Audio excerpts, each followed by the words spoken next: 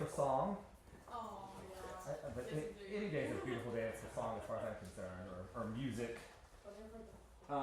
Well, thank you for joining for the Duparc Impromptu. I wanted to do this originally as a master class, but we just didn't have the time. And then I suddenly saw this 2 hours. I was like, because I have some people singing Duparc this weekend, it would be helpful to just have. And then I thought anyone who's interested in the composer should come. It's a composer very close to my heart, Duparc and Poulenc in particular, because I did both my theses for my French literature as well as voice performance. Both were done in specialization in Duparc.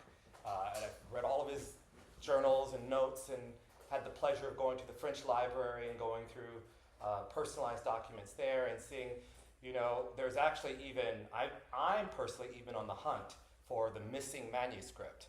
He has 17 songs, and that's not a lot. That's one of the reasons I chose to specialize in him, right? I mean, when you're looking at composers, you want to love their music, which I did, but with 17 songs, he made it really easy because a lot easier than someone like Schubert, right?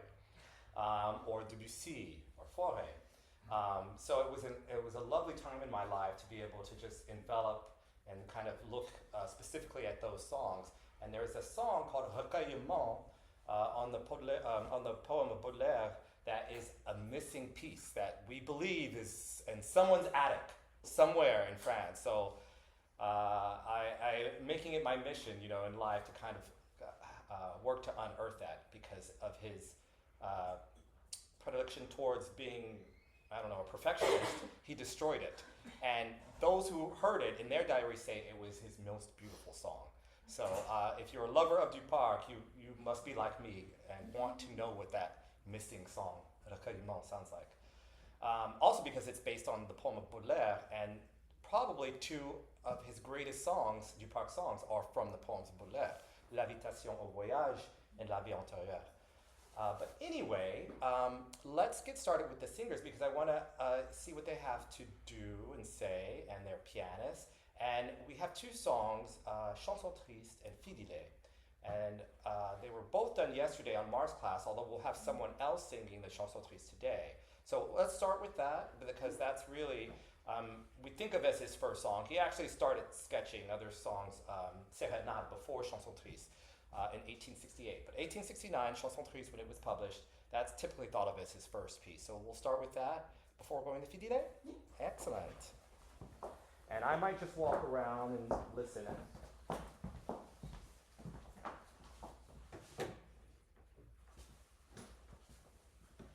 Turn off my ringer so I'm not.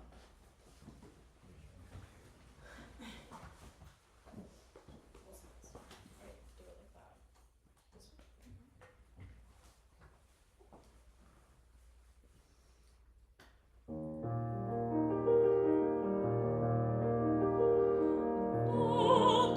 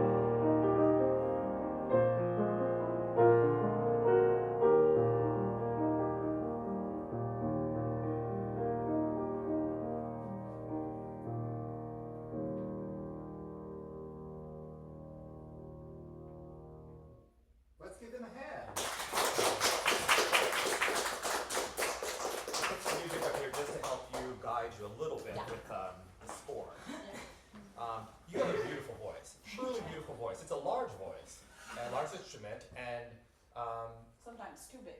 yeah, well, for this song. Yeah. For this song. Now, if you were here yesterday, we heard this from Mark. It's very, very famous when anyone's coaching this song. The first thing we say is, "What's the title?" Sad song. And is this a sad song? So actually my interpretation of it is a little bit different. I sang this at my junior recital, and for me, I looked at my mom when I was singing it, and I think about all the happy memories, and by the end, it's kind of like you're actually losing this person, but you're still in there, you still have them in your heart. So it's sad, but there's some happy connotations in my interpretation of it. So I'm going to ask, and this is always, I think, in a master class or worship setting, we ask, obviously, when you leave this place, you take with you what you decide to take from what I have to offer. I'm going to ask you if you can change that perception, only because it's not a sad song. Yeah. That's the tricky thing, is we want to keep it from sounding sad. What's sad is that you're talking to someone who's ill. Yeah. So let's keep it as your mother. I like that. Yeah. Let's keep that connection, because we also have a mother-daughter here who did this yesterday. I was so we can share. Do you mind if we share the interpretation between the two of you? I like this. I like the mom-daughter aspect of this, because it could be a lover, it could be familial, it could be siblings in this. But chanson triste, the thing is, we don't want it to sound sad. Yeah. And it starts with the pianist. So if you could just play the opening, and what I want you to envision, because in French poetry, it's all about atmosphere and mood. That's why we use those terms interchangeably when we're speaking about French mélodie. We have to create an atmosphere for the audience, an ambiance or mood. And it starts with you. If you could create, rather than blah, blah, blah, blah, blah, blah, that's bringing us to sadness. Picture instead moonlight, because it's mentioned in the poem, Clair de Lune. So I want to see nighttime, Clair de Lune. Can you try something a little bit faster? Let me just hear it. Sure.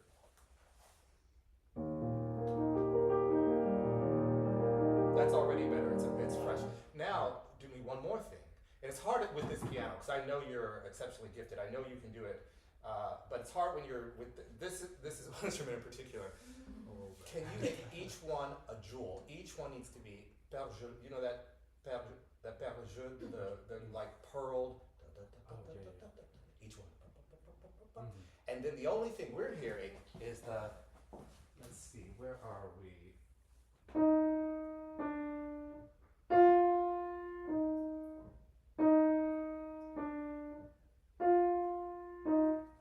That's what we want to hear. But behind that, underneath is. Let's try that. Okay.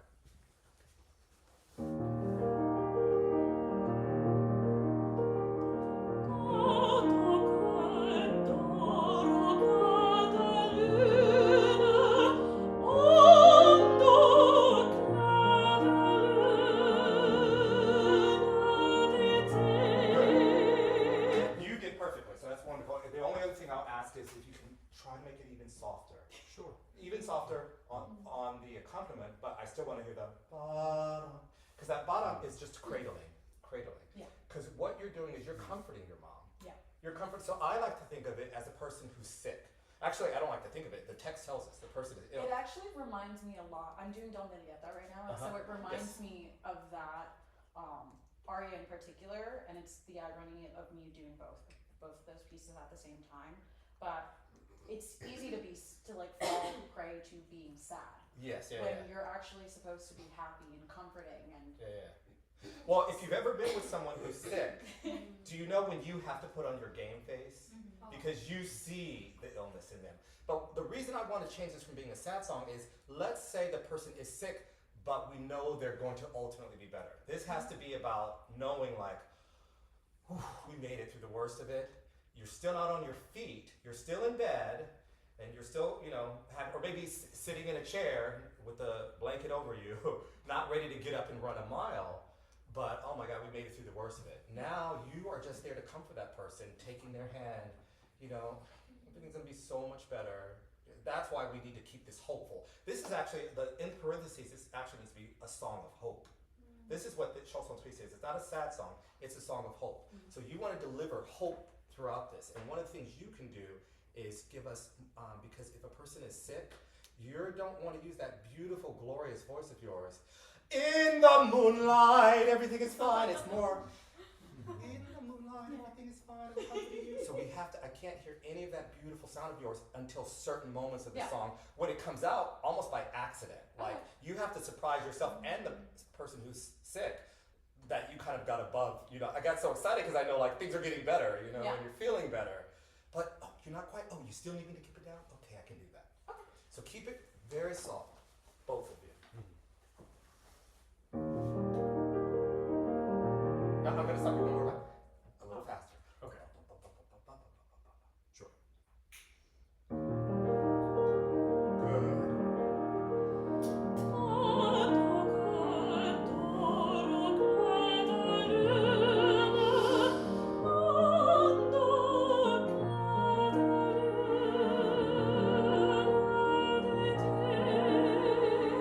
Beautiful, keep going.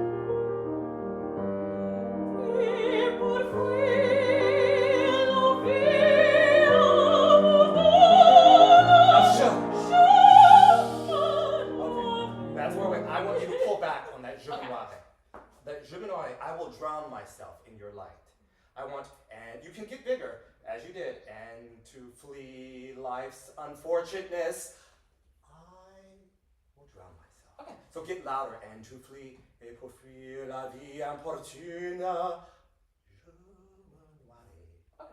Okay? So from epopee. Yes. I'm going to do that top. And the word is fuir. Free. Yeah. To flee. Yes, to flee, fuir, not FW, fui. We don't FWE, fui, like a person with a lisp saying the word free. He's fui. No, free. Free. Yes, free. Epopee. Free. Free. A few. Afu. Just say fu, Fu. e. Fu. And there's a Y glottal in there. Free. Free. Just try to remove the W. That's the aspect we need to get away from. Free. Good, very good. Okay. Just, we don't want fui, FW. It's a little Y glottal in there. More Fui. pure. Pure. Okay. Fui. Okay. Et pour fuir.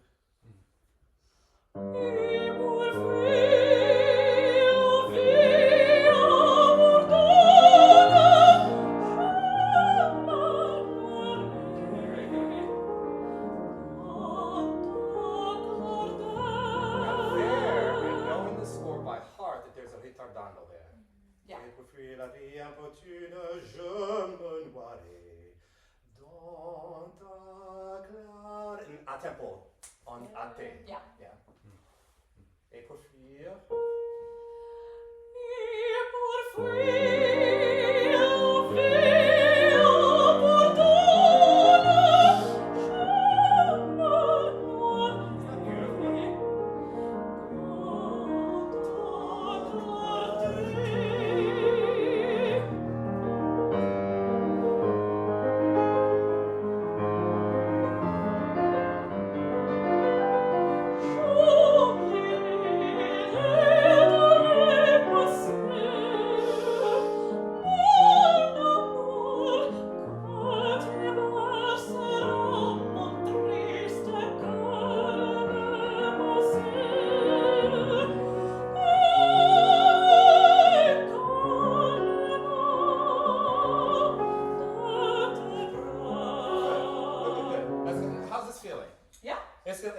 How's it sounding? Very good. There's something very interesting about your voice because it's in opera. I can imagine all the sounds you're making are going to be perfect and suit you well. But in song, your voice sounds at its most beautiful when for me, on passages like the Je me noie.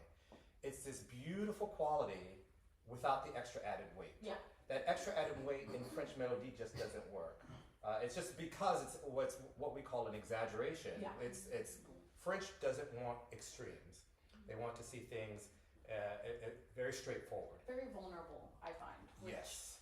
So where is that? Here we are.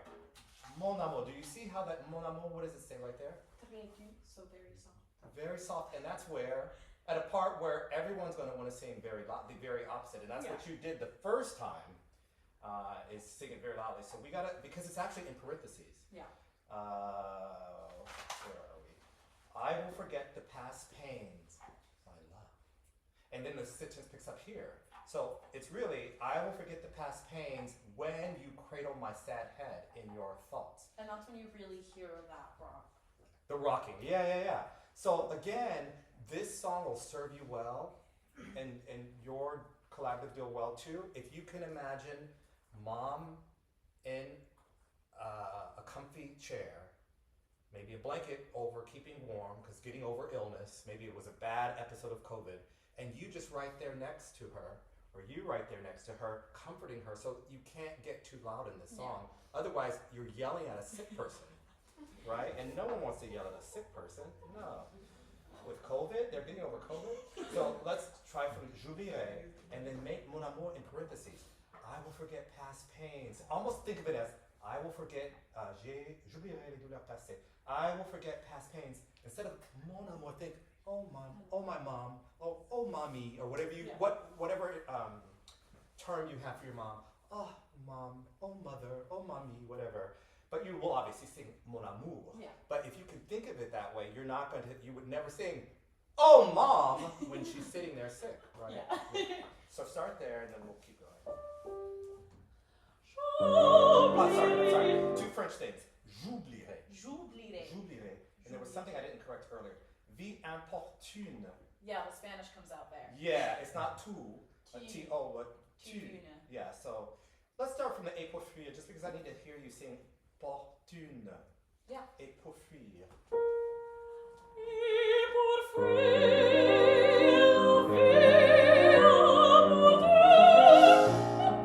I didn't mean that to cut you off. I was just reminding you that yes, you are crescendoing, but then here. Yeah.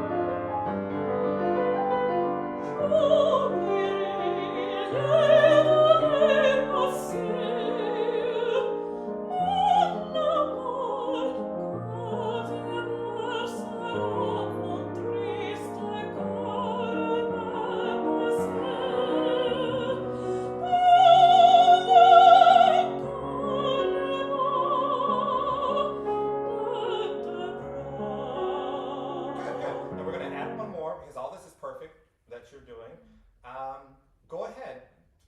Feel free to crescendo. It says poco crescendo here. Yeah. Quand tu berceras mon triste cœur et maybe start the crescendo on cœur et mes pensées, because get as loud as you want, or not as loud as you want, but deliver there with a little bit of color in chest, because you have to pull back here more than you're doing on the don. And so it's about perception. If you give us more here, then pulling back here becomes noticeable. Okay. So right now you're not giving us more here, and then you're just giving too much here. So give more here, pull back here. Okay. So j'oublierai les douleurs passées.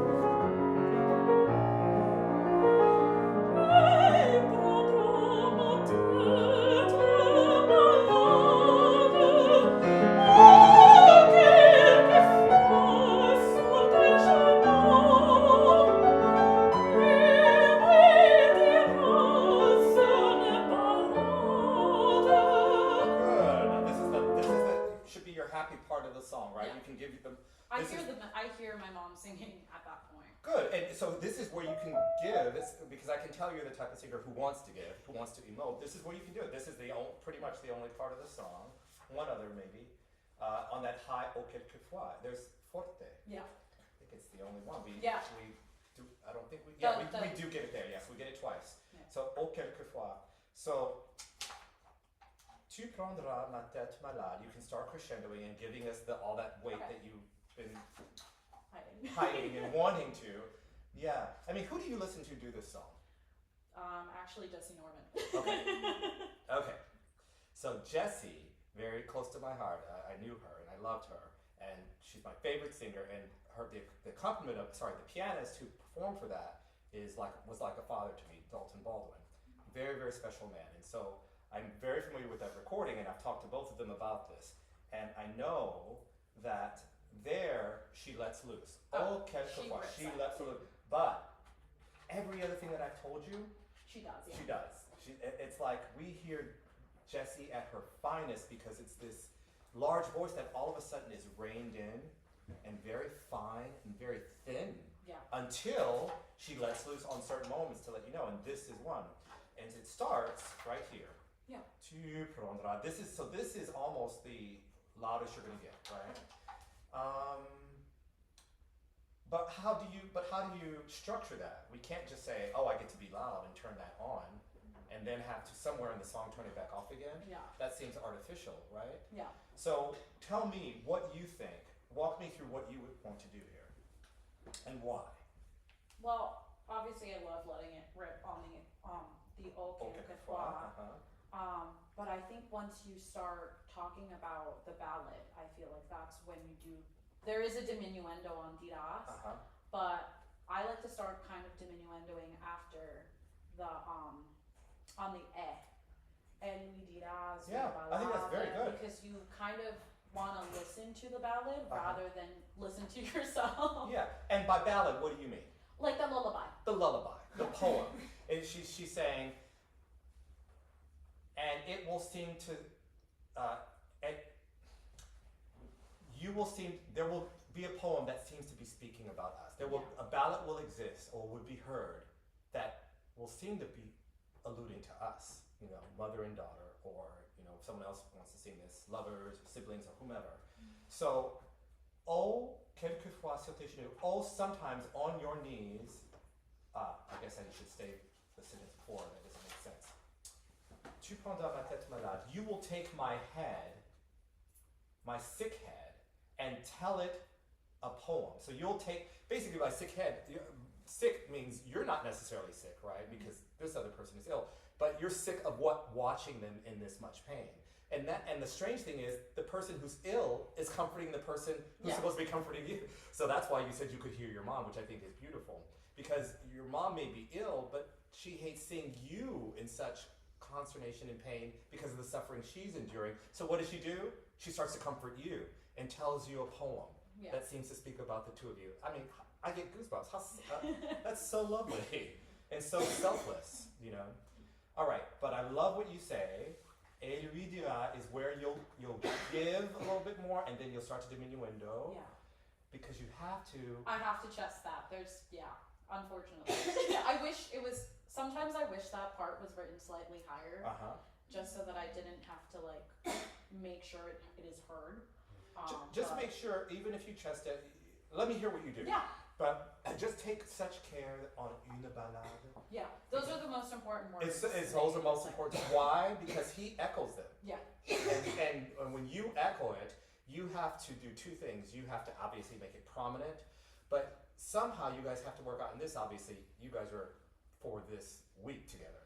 But when you're doing this song with someone else, with you, another pianist or with another singer, you have to emulate exactly the style in which they sang, with the same color. So if she is giving you a little bit of a chesty chest voice there, you've got to somehow emulate that in your piano, that it's warm and not a light lyric echoing, but it has to be that same warm pattern. Sure. So maybe start with Keep on up. Tu prendras.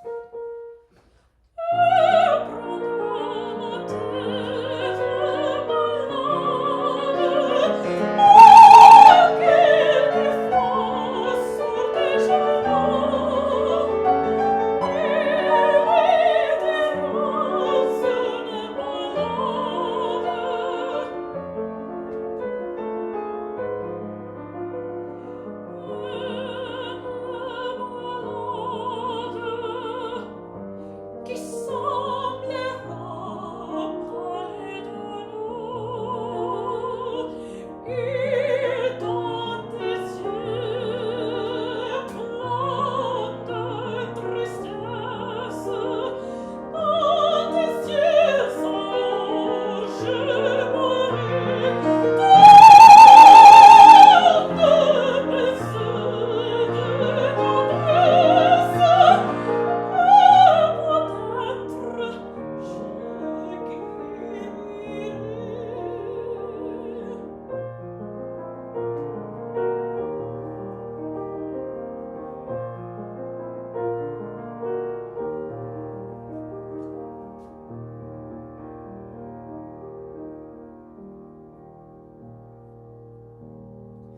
I'm going to start backwards, work our way backwards now.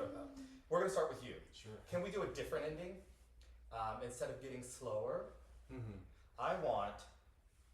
I did slow him down there. Yeah. Well, that's because there is a little bit of the je guérirai. That je guérirai, I will be cured. That's what's offering the hope. Yeah. They're saying, we're going to stay in this state of sickness, but we're going to get better. So we need to offer hope. Otherwise, it goes back to being a sad song. Yeah. So that je guérirai, I want to see you do je guérirai as if you had something else to say after that, but you just don't. Je guérirai. Even like take a breath in. Je guérirai. Okay. That's hope. And then you hit it away. Keep going, pushing the tempo. Ba-da-da-da. Ba-da-da-da. All the way through the end. Let's just start there, and then we're going to go back even more. Je guérirai. Je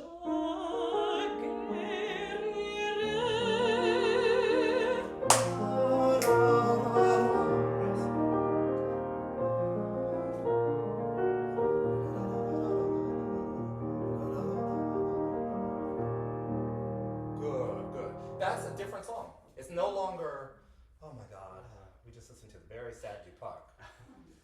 This is a happier song. It's like it keeps going. It keeps going. And the reason it keeps going, if you ever do two Duparc songs on a program, the perfect companion piece to this is L'Habitation au Voyage. I love L'Habitation. Because then you do this song, and then guess what? Mom is better, and mom and daughter went on vacation. Yeah. That's the perfect companion song. So that way, this is no longer, don't take this as a sad song. Make sure this is a song of hope. Yeah. But very good. Now, the only thing we have left to do is this last page. And I love your ton. That was great, and it was very appropriate. And you're getting loud, you're crescendo here. De baiser. Oh, don't do the liaison. I heard a liaison. Baiser, c'est deux. Baiser. Wait. Tant de baiser et de tendresse. Now, you could, it's an optional one, but I'm going to suggest that you don't. And Pierre Bernac, you know who Pierre Bernac is, he suggests that you don't. He says it's too busy, too fussy. Yeah. And I agree. So, tant de baiser et de tendresse, que peut-être je guérirai. That kind of, it helps you. Like, Yeah. we're getting better. So let's start this last page. Dans tes yeux. Hold on one second. Actually, I might take that back. Dans tes yeux, alors.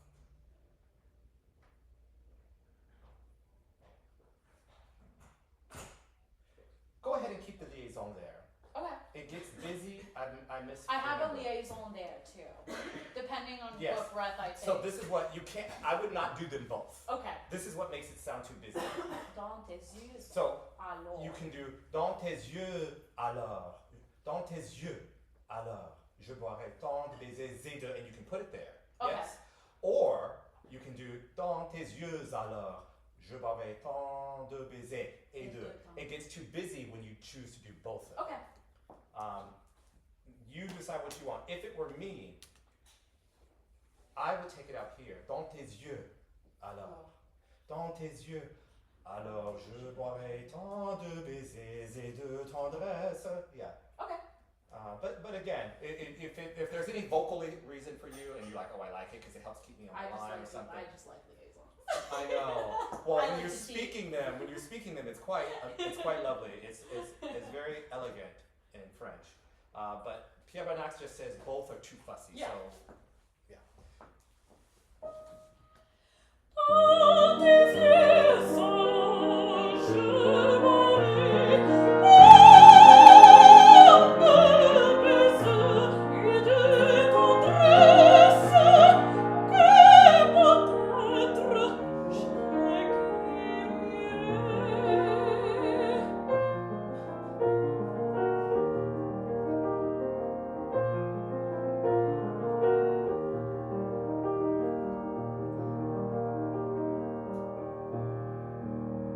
Good. Both of you.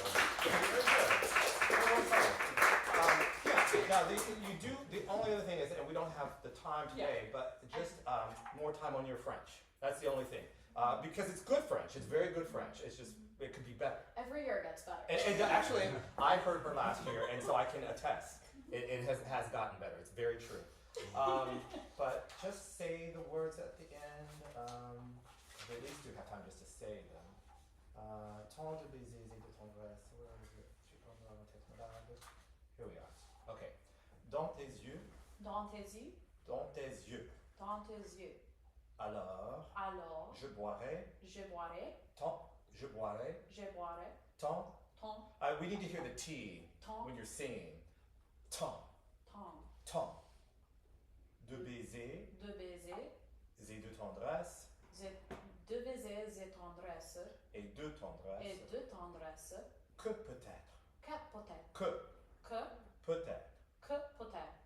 Je guérirai. Je guérirai. And can you pull back? Remember in the beginning when we did that on the same thing? Dans ton cœur dans la clair de lune, du clair de lune, et pour fuir la vie importune. You pull back. Same thing here. Yeah. Baisers et de tendresse. Que peut-être. We don't want to get large again. Yeah. Here. So one last time singing, and then we're going to fini. Dans tes yeux. Dans tes yeux sages, je boirai.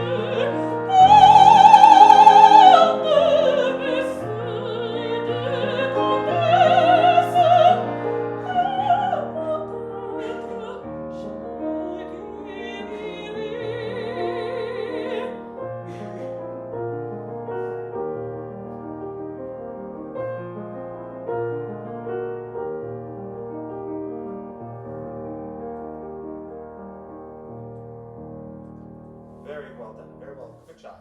Very good job. All right. Now we'll have something completely different. Right?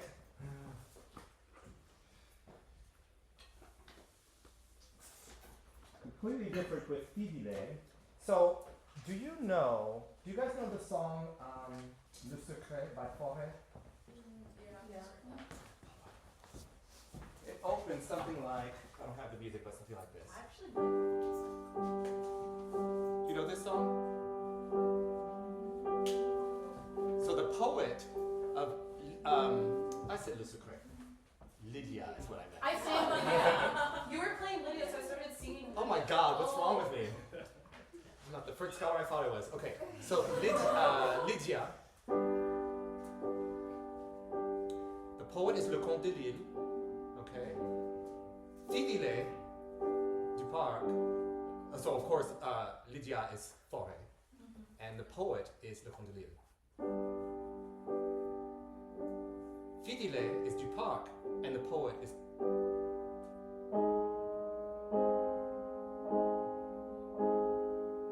He's ripping off on his friend. But he's Duparc and Forêt were very close. So it's not a rip, it's an homage. He was so taken with Lydia, he said, I like that. I'm going to do something, my own version. I'm going to respond to Lydia with Fidile.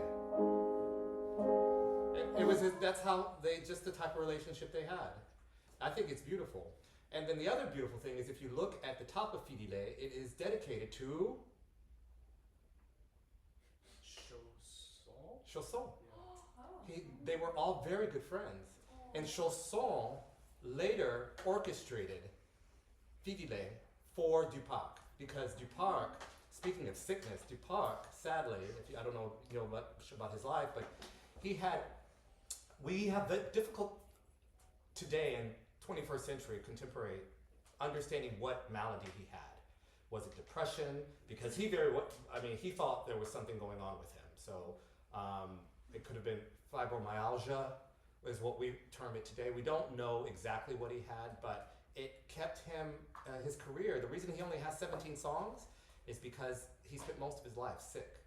So now strangely, he outlived almost everyone else. He lived from 1848 to 1933.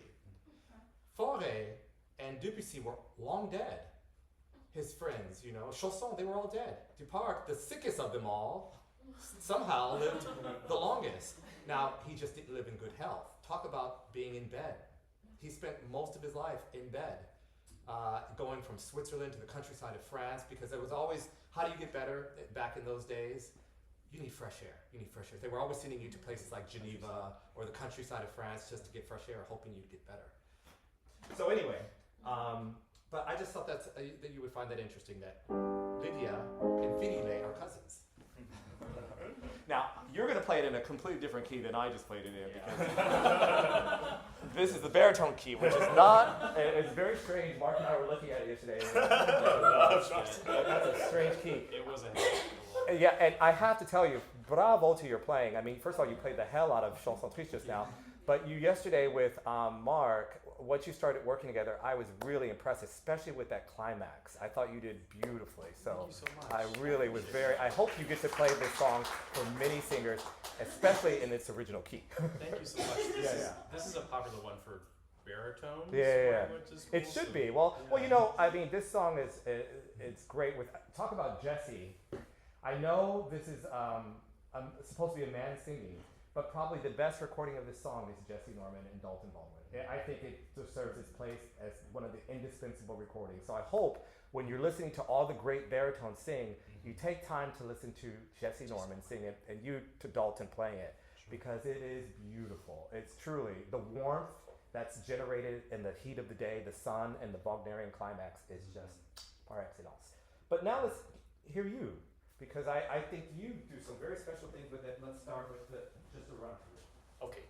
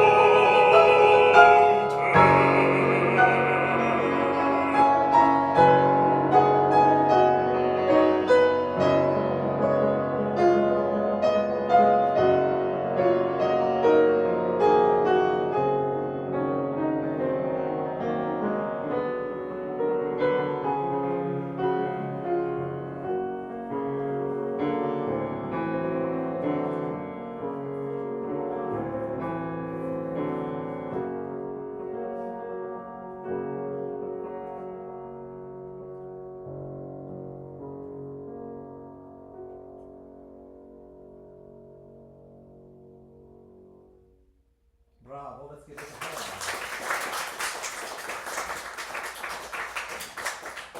So I feel a little spoiled because I am working with you now the day after you worked with Mark, and already so many of the things that I heard yesterday that I wanted to work on with you, you sound great. So your time with Mark was well spent.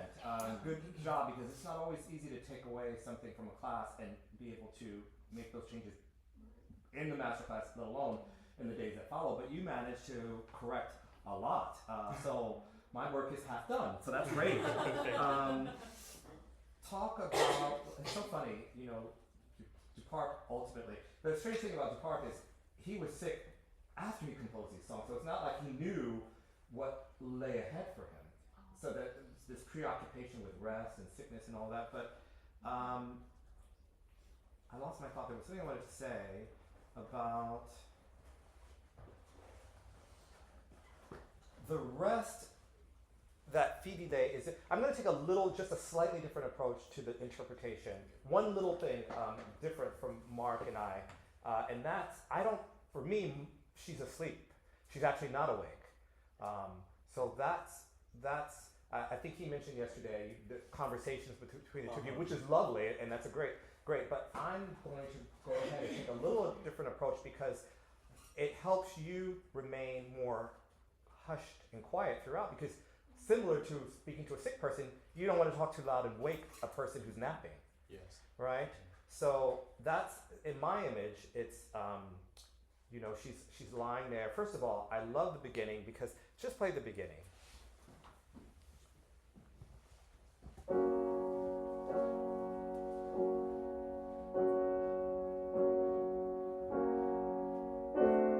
Now we just need, for that change right there, we need to feel that change. That's basically what we're feeling is heat, the heat of the day, the lazy heat of the sun. So just think about the lazy heat of the sun. Be very relaxed when you hit the first chord. And it's just almost like the person's like, and then when you change, that change is like, it's not getting any easier. Now I see a little bit of sweat coming down. So let's just start that.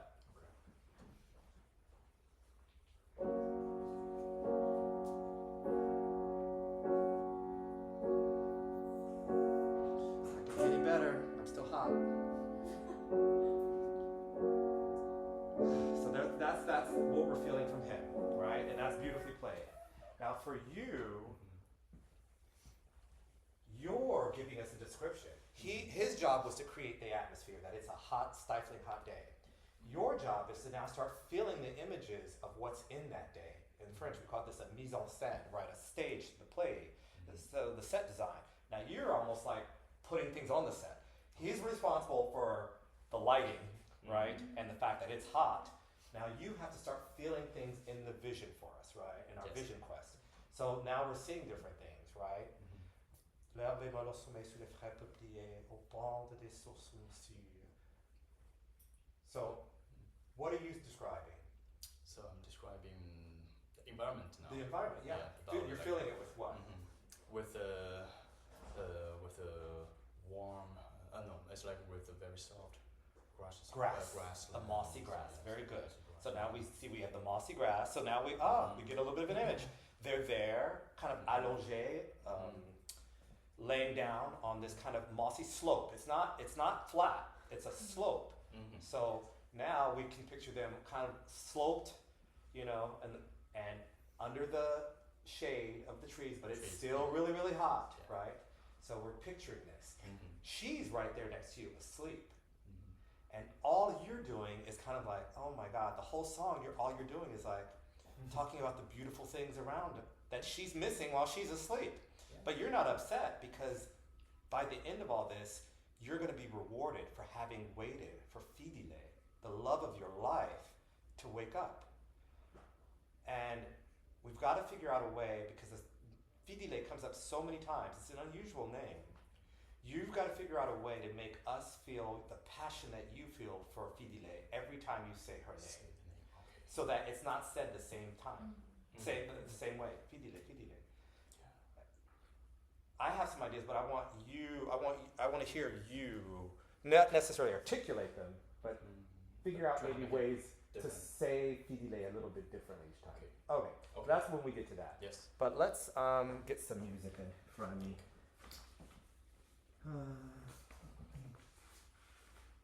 What did I just do with it? Is that it I there? think this might be. Yes, that's it. Yes.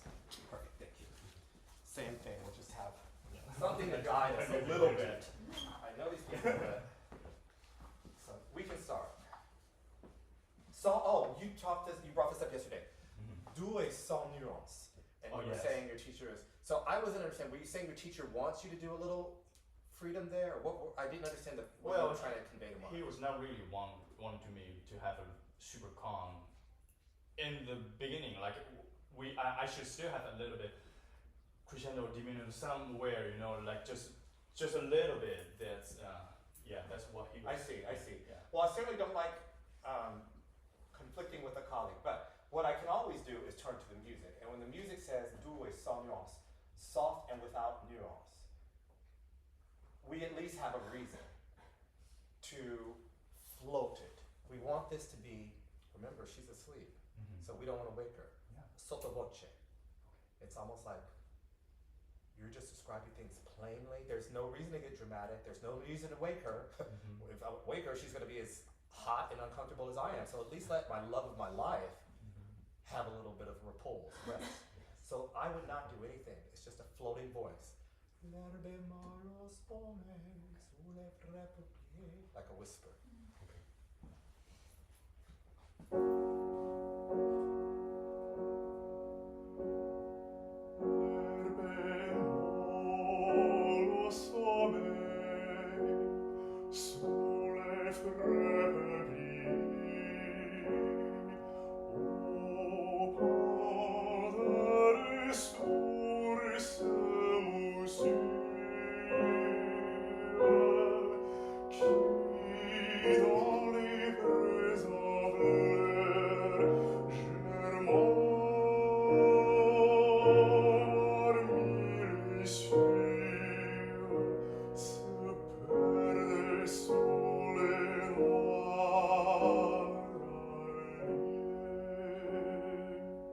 That was very good. That was beautiful. That's hard. It's not easy. And one of the I don't know what your teacher, but one of the reasons I can imagine a teacher saying, give a little more, do a little bit more, for technical reasons. They would be thinking, I hear my student running out of breath, or I hear my student not completely comfortable, so maybe I'll fix that by making them do more, which might be perfectly fine if this were an Italian art song or an aria. But in a French song or a German beat, you can't do that. You really can't, because you're messing with the style. So I would prefer to hear you sing it the way you did, just exactly right now. Understanding that there were some things vocally that I might work on as a voice teacher or as a diction coach. So the French is actually very good. Peuplier. Can you say the word peuplier? Peuplier. Peuplier. Peuplier. Peuplier. Peuplier. Peuplier. Not yay, but peuplier. Peuplier. No, it's, I'll tell you what, I'll show you. Yeah, You're I should, linking. like, close. Peuplier. Peuplier. Don't Oh, link okay. lier, but peuplier. Peuplier. Good. Peuplier. Good. Peuplier. On pente des sources moussures qui dans les prés en fleurs, Okay. Qui dans les prés en fleurs. qui dans les prés en fleurs. Qui dans les prés en fleurs. Good. Germant Germain parmi les sûrs. parmi les cieux se Good. perdent sous Se perdre. se perdent sous les noiraliers. Noiralier. Noiraliers. Perfect. That was good. Very, very good. Now, I'm not going to make you do that again because you did it so well, and I don't want to tempt fate. But repose, so we'll start there. Okay.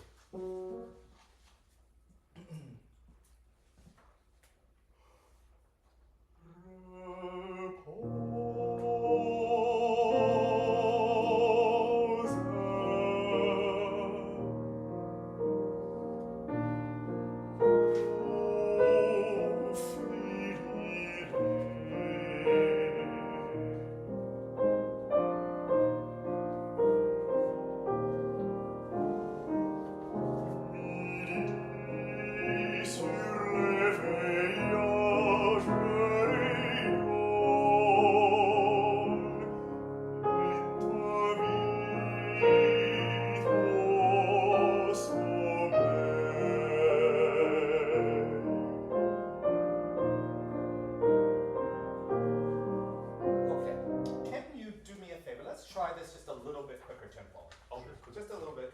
It is loikang, and so you guys did perfectly there. But when we start repose, can we start just a slightly? It says a tempo. Okay, so faster. So that's what it is.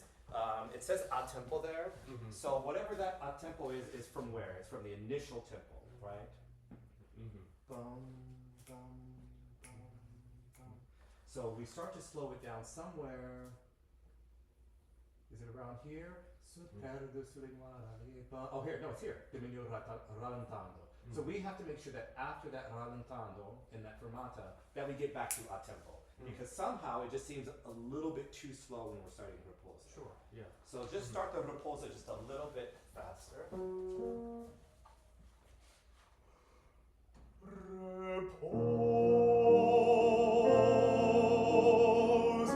Good. And now we're going to do it again. It was perfect tempo. Now, can you sing more repusa? Ooh, okay.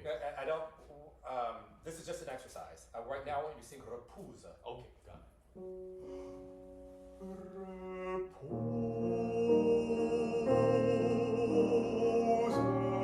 Okay, that was so much more French. Oh, okay, so I should have like a little. Because right now it's too reposa. And I understand that you've got to reach the back of a hall, so you're probably trying to fill space that you hear as a singer. But as far as acoustics, it's actually the poo that's going to make it back to the further parts of the hall. Okay. We don't want to keep it, I don't want it to fall back. It still has to be placed very well. And use the P to project it out. Okay. Repusa.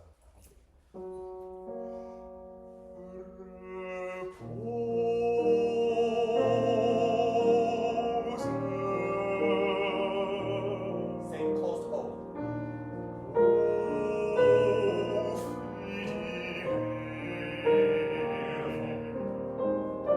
Now, can we have that? I'm sorry. Now, for you, after you sings "Oh fidele," and then I want you to come da da da. I want that to come out much more. Sure. Yeah. Repose.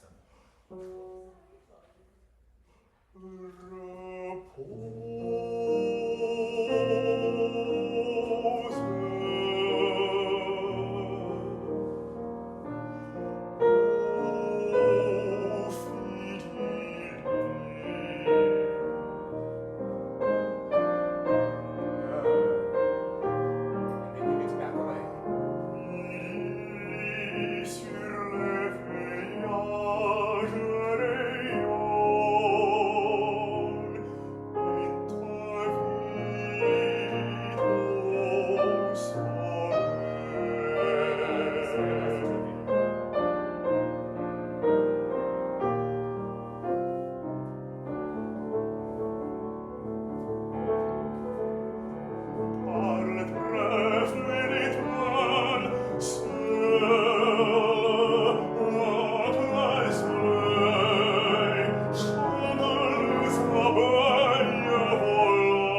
So let's work on this. This is not easy. This is such the transitions. This song is really.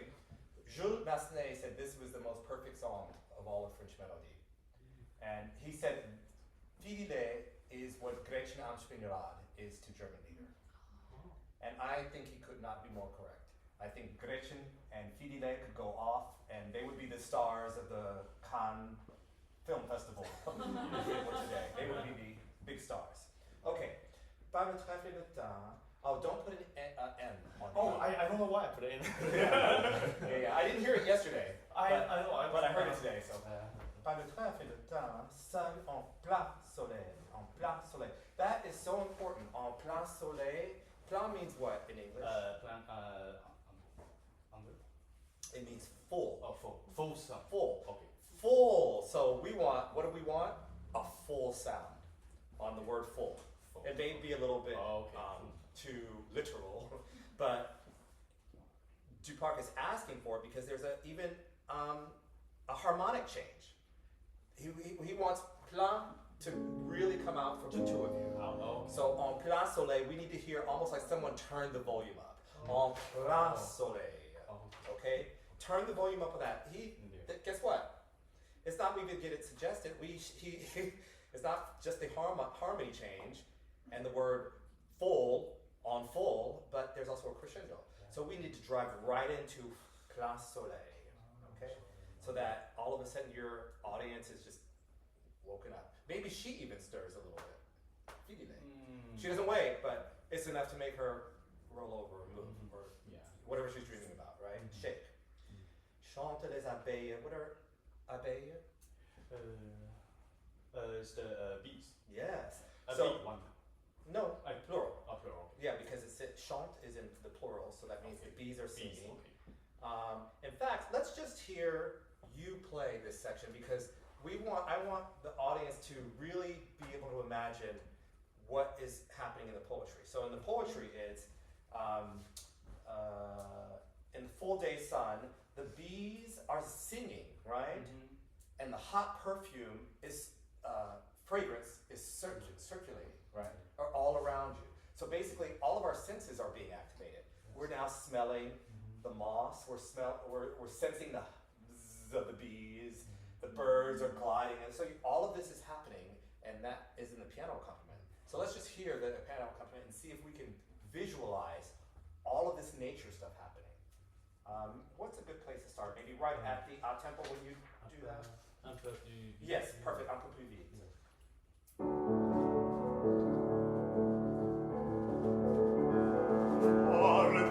I'm sorry. I just want to hear him. Oh, yes. Because we want to hear.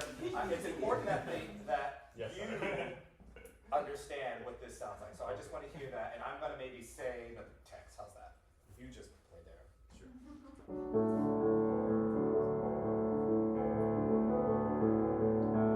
Among the cloves and the thyme, alone in the full day sun, the bees are humming while they fly. A warm perfume fills the air as it turns down the path. The red poppies are drooping, and the birds are grazing the hillside with their wings, seeking shade. And then things start to calm down. So all this nature, that was beautifully depicted. All this nature, you can see all that, right? I mean, this is quite visual. So it's almost like we didn't even need him there to sing it. But it's our great fortune that we have him there to sing it. That's the beauty of this. So you have got to manage to make sure you're bringing all those aspects out. If you see it visually, that's why I get the sense that you don't see that visually. And that's why I want him, if he's playing it more pictorially for you, then maybe that'll inspire you to sing. Because right now, this is a part of the song that's so perfect and precious that it would be a shame to have the singer lost in their own vocal mechanics when this is what's bringing everything to life. Okay, so un peu plus vite, and now we get to hear your beautiful voice.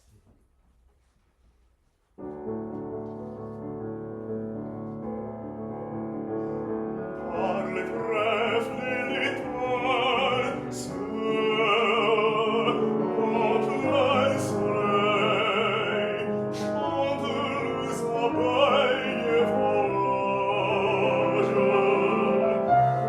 Au chaud parfum circule au détour des sentiers. Rouge et frais les s'inclinent, les oiseaux rassemblent la colline, cherchent l'ombre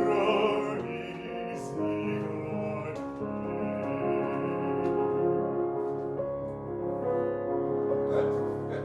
I want to do it just one more time and with the music in front of you, and I realize this is the wrong key, so that's what's scaring me. I don't want to put the wrong key in front of you. Oh, you have your. Yeah, but it has a lot of marks. I don't care. This is for you, not me.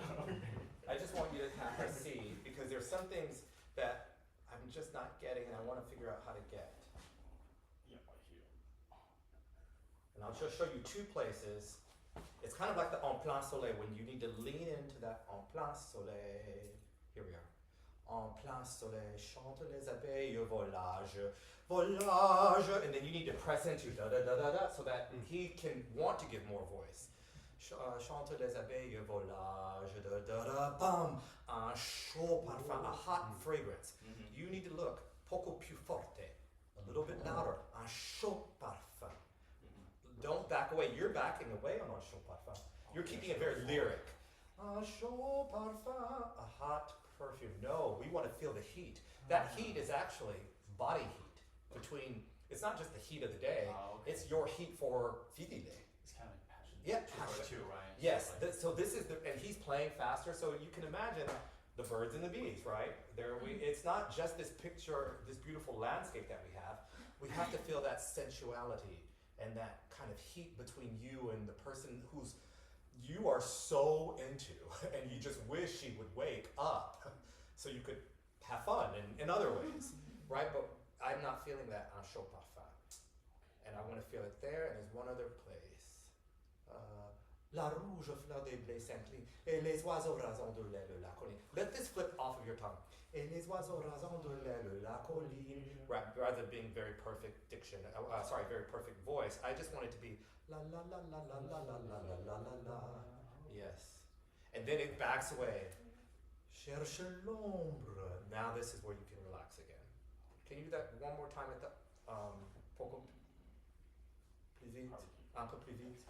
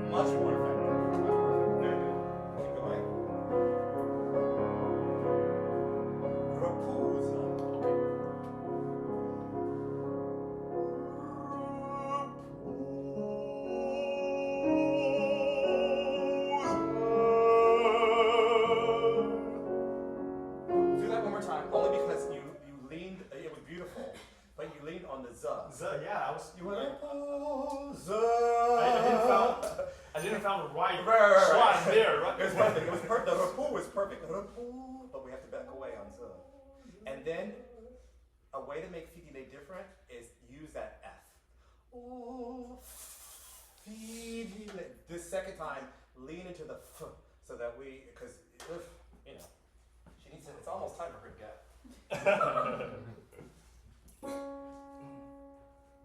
Okay. Repose.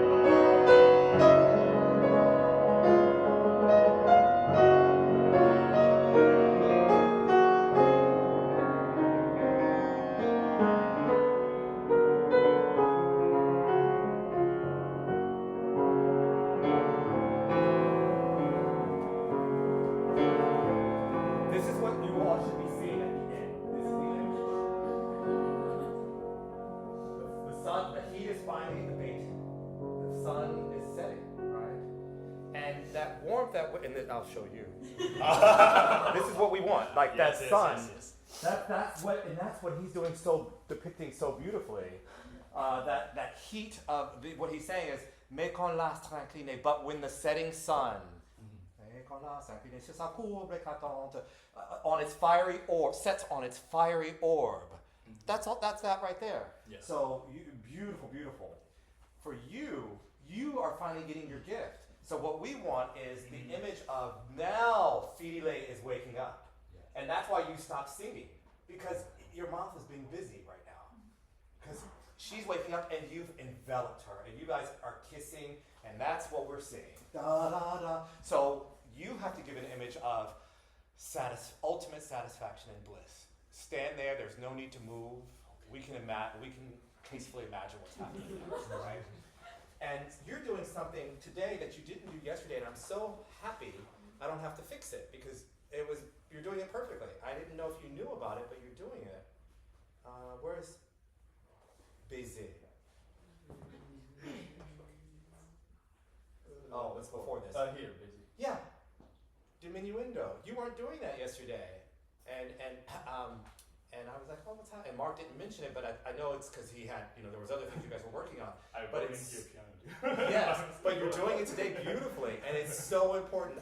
When I'm judging a competition and someone sings a song, or if they're auditioning, I almost listen for that specifically. There are just some songs you kind of are like, that for me is so important because it's almost ecstasy right there on the baiser. And so you can't sing the word baiser and have it be very loudly, even though everything else within the context of that is loud. You almost have to get lost in ecstasy on the word baiser, which you are doing today. So bravo, very good. So I almost have nothing to say. I just want to hear it done one more time from this because I want to enjoy it. Mais quand last. What time are we, by the way? Oh, good. I want it to be done by 4, so we're doing well. Yes, I see that there. I'm just trying to see where something that could be fixed is the repulsa. So now you're doing really well as far as the vowel. But now we've got, because I would be afraid to send you back to your teacher with that because they're going to say, well, don't mess with it. You still need to clear the hall. So you've got to find a way to have because French has closed O's that are more closed than the typical Americans or you're obviously a Chinese speaker, so the position is not the same. Yeah, but for a French closed O, it still has to be beautifully closed, but still manage to have space. So can you, and that's why I said use the P, so that you don't say repulsa and let it sink back, but repu has to project it out there. We still, somehow, I'm getting the sound of O, but it's staying too much in this vicinity. Can you imagine it going straight out the top of your head into the heavens? Or if you want to not think of it vertically, if you prefer to think of it horizontally, it has to project way past that wall into the other side of the building. And not stay in this kind of space that's in this room on this stage. But with the pianism or? Yeah, Yeah, with the okay. piano. Oh yeah. There's still pianism. Say, think of it. I always say the best things you can do are think about sounds in nature. So let's say an owl. It almost has to be head voice, but it has to carry. Okay. Still spin. We still want to hear it spin. Yes. And right now I'm hearing it go poo and almost stay in a kind of Stay in there. yeah, just staying hovering above you, and I need it to go out. Okay. From. Where can we get into that? After all that depiction or all that nature activity, yes, right, right before. Yes. Oh, fidele. No, that's not it. Sorry. It's one more behind. Behind. Sorry. Oh no, right here. Yes, this is the page. So if you could start at the top of the page there. Sure. Top of 30. He'll start. Yeah. Oh, Yeah. here, right there. Okay.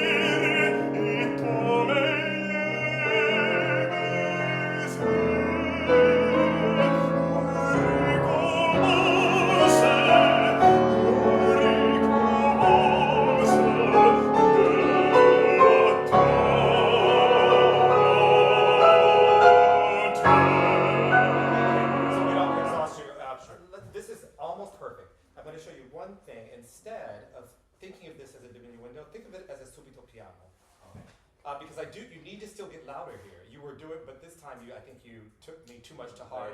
And so still get louder. Crescendo, et ton meilleur B, but on the Z, pretend there's a subito piano. Oh, Think of it that way. Okay. Et ton meilleur baiser, baiser. Yes. And then that's going to help because then you have to come back to being forte. What happened is you were so soft, then you didn't know how to get louder again quickly to go back to mon récompense. Because this all has to be much more colorful in your voice. Almost like a full voice, even though here it's mon récompense. She will reward me for having waited. De l'attente, those last three notes have to be full voice. Full voice. De l'attente, because you've been rewarded. I've finally been rewarded. She's awake. We're kissing, and that's it, right? Oh. Yeah. So now we don't have to go back as far. How about mais con last? Mais con last incliné. Start there. Right on there, or you want me to give you the measure? Yeah, it might be easier to get. Yeah. Give him a measure so that you can come in. Sure.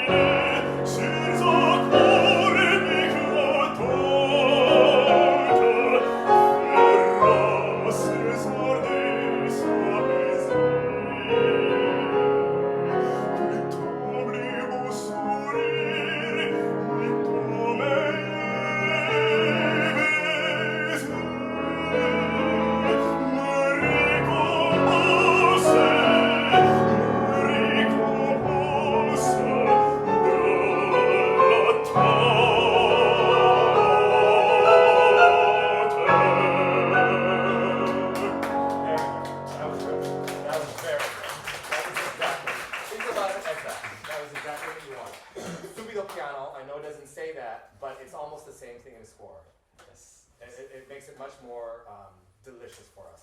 And I almost felt bad clapping because I enjoy so much the way you do that postlude. You know, Duparc was the first French song composer who started using postludes to continue the interpretation of the poem. It's not an original. He stole it. He got it from, he was very good friends. They were all very good friends. I mean, pretty much. Some didn't like others. But Duparc was friendly with Liszt, and Liszt showed him manuscripts of Schumann, and there's the great diction of postlude. Oh yeah. Yeah, you know that? Yeah. Da-da-da, yeah. So Schumann was the first who used the piano part, the postludes, basically used piano to depict, I mean actually he's not the first, we know that Schubert did that, but he used the piano to further interpret the poem, right? Like, the poem doesn't come to an end when the singer's done. It's actually the pianist who continues telling you things about the poem that are found there. That's very Schumann in From Die Blutleben, Dichterliebe, and other pieces as well. And Liszt, who was friends with Schumann, showed those manuscripts of the Dichterliebe to Duparc, who borrowed that idea a bit and said, oh, I'm going to do that. He did it in Fidele, he did it in La Vie Antérieure. It's very dramatic in La Vie Antérieure. And then L'Habitation en Voyage. So yeah, they are borrowing from each other. So it's very important what you do in this piece. And so you did such a beautiful job, both of you. Thank you. Any questions about Duparc, or does yeah? It's not necessarily about Duparc, but about interpreting French art. Sure. And it comes to the character approach. So I feel like one of my favorite things in art song is that freedom to express oneself. I find joy in directing as well, so it kind of is the perfect merge for me. But in French specifically, I find that there's very literal text, as well as a lot of text painting within the musical interpretation. So I was wondering, where do you think that balance is, as someone who's so well versed in art song in general, but specifically in French, between the character of the piece, quote unquote, whether that be the composer or someone else, and the personal storyline, like what you were doing with Beyonce? Yeah, and that's actually a really good question. And it did come up, I was thinking with Beyonce, it's very well apt, because began with, I think of my mom and this and in French, you know, in French literature, or the study, the preparation of in French literature, we do something called explication de texte, which is explication of a text, breaking the text down. And so we're required to study the text, analyze the text in a way that's separate from our emotion from the text. What Blair's interpretation, it almost has no room in there for a certain period. So we have to put anything that I'm thinking to the side. Because I need to come to this to be able to, if I come to this with too many preconceived notions, I'm not going to see what's in front of me. It's going to be obscured by my own emotion or my own experience. So that's why we say start with a clean slate, blank slate, and find what's there in the poem. You have to analyze everything that you see. Once you've taken it apart and done all that, then you put it back together, and now you can start with your perspectives and add that to it. We want to add you to the mix, because otherwise, you know, what separates Beyonce's rendition from Daniela's rendition? They're going to sound the exact same because they're written the exact same as far as notation, right? So what's going to separate it is, at the end of the day, what's so interesting is it's a mother-daughter in her mind and it's a mother-daughter in her mind. But it should still be two distinctly different interpretations, not only just because the color of their voice, but the experiences, right? And so I think that's a long way of saying, with French mélodie, and this applies to German lieder too, so that's the wonderful thing about this, is stylistically, while the two have contrasts, they are similar in that we need to look at what's there in the poem. And before adding anything, you know, it's just, I am not rude this way, but I have mentors, and it's a different time, who presented it as clearly as, I don't care what you have to say. It's like, what you say doesn't matter. And I actually wouldn't say that. I wouldn't say that. It does matter. It just matters that it has a certain point in the recipe process, right? I don't cook, so I'm probably gonna, my husband would be laughing if he heard me using a cooking analogy. Like, you of all people, do you know where our kitchen is? But I've seen people cook, and I know when I'm watching them, they're putting their recipes together, and so you have to do things at certain points in time and within the recipe. So in the recipe, you have to add your feelings on all of this at the end at the end of the analysis process. Obviously, when you're presenting it, we don't know where that is, right? Because you're presenting it in full force, in full effect, as a complete song. But what we're hearing is something that you synthesized first by looking at the poem, right? And the same care that singers have to give, looking at the score, we want you to know where those diminuendos are, the crescendi, the dynamics, all that you need to know, you have to know in the poem. You know, that's why it's so important, and we say, what's this word? We're not trying to get a gotcha moment, but what we're trying to do is make sure you see.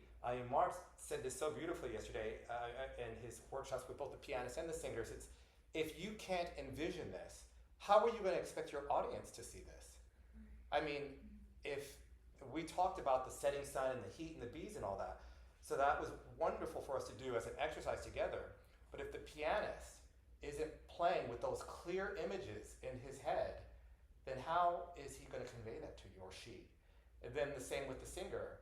You know, that's why the pianist's responsibility is to know that poetry almost better than the singer. Because as pianists know, it's going to be often in your role as a coach to say, tactfully, depending on, you know, if it's a singer that you are so happy to be working with because they have this great reputation, you have to maybe keep your mouth closed or figure out clever ways to articulate. I've seen wonderful pianists figure out clever ways to say important things like, oh, you know, so I'm getting this from your voice. Do you want me to add to that with X, Y, Z? And maybe you weren't hearing that in the voice, but hopefully that helps to spark the idea. Oh yeah, I wouldn't mind that. Yeah, because it's right here in the poem, and if I do that, I'm sure it'll make your job easier. Yeah, well, thank you for making my job easier. You know, a pianist is a singer's best friend. It really has to be in this type of setting. But Dalton would always say to me that he found the lack of curiosity, the most, not disturbing, but just unfortunate thing he found in singers. Because if you're not curious and you don't take the time to do that research, and it might be looking up that image that I did of the setting sun. That's all I did was I needed an image of a setting sun because I needed to be able to show you that. And now you have that mental picture as a singer and as the pianist. That's all you need to do sometimes is take something from the poem that is so evocative, or better yet, take something that you're having a difficult time imagining. And now with Google Images, all you have to do is type it in. Give yourself an image. Because if you have that image, I do see it. I see it. And that's my image. That goes back to your question. That wasn't someone else's image. You're looking for your image that you can then convey to your audience because they may not speak French. They may not speak German, or they may, but because it's classical singing, some of the text is intelligible because they're not used to coming to classical concerts. But somehow they still need to walk away, not with every aspect, right? If you think about chanson triste, we said it's a song of hope. And if I had to say for fidèle, it's about happy anticipation, right? The anticipation of something that you're going to get in the end. That might be the only thing your audience member walks out with because they're already sophisticated. They may, but if you left them with a beautiful voice that happily communicated something good, really good happened to him.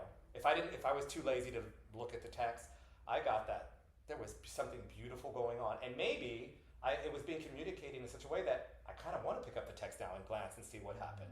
That's your job as artists. That's what you have to do. That's really all. I mean, no, that's all, but that's it. You're not responsible for their education and in French literature or German or all that, but you are responsible for communicating something. Leaving them with a feeling. So that's a good question. Anything else about Duparc or song? And this also applies to making physical actions based on the text you're trying to convey. Yes, yeah. I mean, don't always get literal. I remember once in a recital I was singing Gib deine Hand, give me your hand, Gib deine Hand from Der Toten das Männchen. And I went, Gib deine Hand. And I was so nervous, I was like, well, you didn't want to do that. And I was young at that point, and I remember thinking, you never need to be that literal, because that right there just ruined my moment in that song.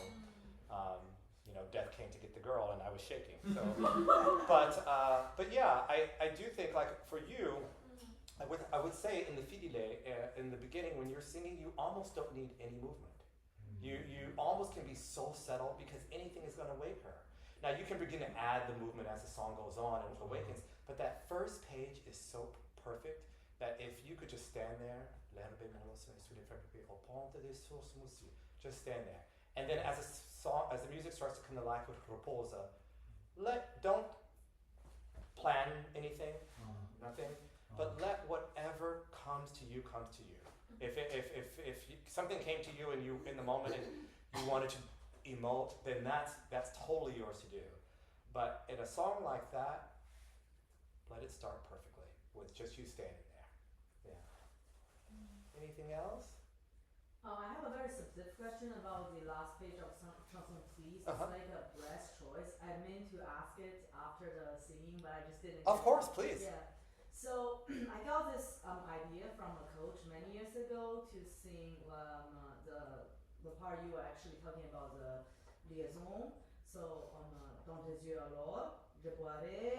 Then she's like, try not to not take a breath. So take a breath before je boirai dans de baisers et de tendresse, like that. And some people loved it, some people really hate it because they feel like you're just like showing off your A flat by singing tant de baisers et de tendresse. And I mean, on the score there is a breath mark, but I could do more research. Maybe I can find out Duparc's text or something with the breath mark or not. But I can't tell if that breath mark was made by himself or it was from a publisher or something. I was just very curious to see how do you feel about that idea of this. It's funny, weird right? choice, but I mean, grammatically it works. It does work to take the breath, but it also, I actually have worked with teachers who don't want the breath there. I have one very important mentor to me, and I do remember she thought it destroyed the line. Tant de baiser et de tendresse, que, that quick little que, obviously you could take it there, but to not disturb the line, she thought you were disturbing the emotion that was being generated there. So I could see it, and I wouldn't, again, Mark is our first teacher, so I have him in my ear. But I think about Mark when he says things like, don't show people your business. You don't want your audience worrying about things like that. Now you are right. As the artist, you have to make a decision, because if you leave it open too long a question, then it's going to play with your mind in the back. Every time you sing it, you're going to be thinking, take a breath, don't take a breath, and then it's going to screw you over. Make a decision. Okay. And sometimes, I swear to you, flip a coin. Because Vladimir Horowitz was, I can't remember how he put it, but I loved it. He never wanted to play the same song the same way. That was criminal to him, the idea of playing. So maybe if you can be as free as that, where don't be caught up on anything but the character of who I am and what I'm trying to convey, so that when it gets to that moment, whatever happens, it came naturally in that moment versus a planned execution. Because it would be criminal to do something the exact same way. If you're singing Chanson Triste on a tour of your own recital and you're going to 5 cities, you don't want to sing it the same way. Maybe someone loves you so much they came to 2 of those cities. Let them experience. Jessie and Mark are the names of the day, but Jessie did a recital, and this time she wasn't using Mark. I don't know where Mark was, but she was using, Met opera conductor. What's wrong with me? No, not the former Met conductor, who's since passed. James Levine, thank you. What's wrong with me? She was using James Levine for these Carnegie concerts. She did 3 concerts in the space of a week. And I went to all 3. She did not do the same recital. It was just amazing. She gave a book, and in that book was probably like 100 songs. And she was saying she had no idea what she was going to be singing, but it was from that 100. So, I love the freedom of that. And that's the type of artist she was, and James Levine were. They could do that sort of thing. But sometimes a song appeared on maybe 2 of the 3 programs that was the same. And I swear to you, it was not the same interpretation. So Jessie would have maybe breathed one time, and then the next time she sang it, she wouldn't. And I would encourage you to not try to be so perfect. The only reason you want to be that perfect is if it's a technical thing and you don't want to upset the boat, and I got to do this for technique, so that I spare my audience and myself any embarrassment. But besides that, I wouldn't want to be too planned. I want to, if I feel it that day, I take it. If I don't, I don't. Thank you. It's very inspiring. Oh, good. Well, I'm glad it's of help. Yeah, I mean, Duparc is amazing, and this repertoire is amazing. Any other questions? I actually have one more. Do you have any anthologies that you recommend for Duparc for situations like that with breaths? I have a few, but I wasn't sure. There are so many books. I mean, I say so many. I have them all, so there really aren't that many when you think about it. But the basic books that are out there, that his diaries, I mean, some of them are only in French. So that is the thing, is you would have to either be able to read French or want to take the time to translate them. And there's a great, his diaries are available. And then he only had one student. He had one student his entire life, and that student helped to orchestrate his songs. That's the other thing I want to make sure that I leave you all with, is if you're a singer looking for something orchestrated, maybe you want to audition for a competition that with orchestra, there are those competitions out there. Choose Duparc, because you would be doing something that not other singers are doing. La Vie is orchestrated. La Vie Antérieure is orchestrated. L'Invitation Voyage, because Duparc wanted more than anything to write an opera. He wrote it in an opera called Rusalka, and it never got published because he was never happy with it finally. In fact, if you know the song La Vie Antérieure, that whole dramatic last page was him taking his opera, saying, this opera is never going to make it, let me throw it in this song. And we get to hear a little bit of his opera writing in a song. So these songs are meant, he wanted them to, even Chanson Triste is orchestrated. Now, these songs are so beautiful with piano to me, because I love the intimacy of song. So I'm not saying I prefer them orchestrated. I am saying they are very useful orchestrated. So if you do have that large voice instrument, or you're thinking about singing something with orchestra, or applying for a competition where ultimately the prize is to sing with orchestra, you would be one of the few bringing a Duparc song. And if you wanted to reach out to me, always there. I have those orchestrations, so happy to look them up for you.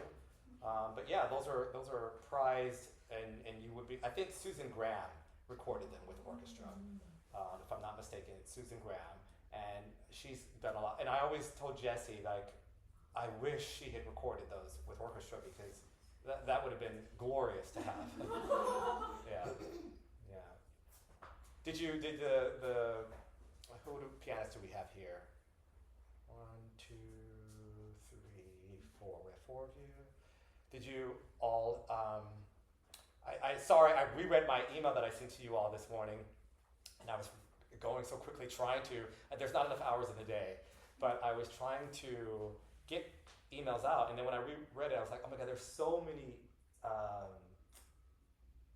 errors, typos. I meant to say recital work, and I wrote racial work in one of them. And it had to do with a singer, an African-American singer, who was doing a tour with Mark. So in some ways it was racial work, but I just love how how it fills in for you, I guess. It auto-generated racial, and when I read it back, I was like, oh my God, they were thinking, what is going on in their head?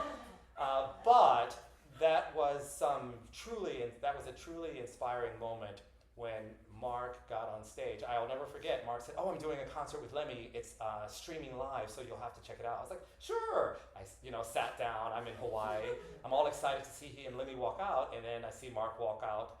Lemmy's sick, and I'm going to be performing a solo concert that I was just asked to do. And I was like, and he had not been preparing. I mean, the whole year had been working with singers, and he managed to pull out the most beautiful impromptu solo recital, and I thought, now that's just the mark of an artist, but it really spoke to what he was saying to you all yesterday about you have to trust in your work that you do, so that when you walk on stage, you're not thinking about the work, you're saying, okay, I'm just going to be a vessel, let music be something that's higher than me, speak through me.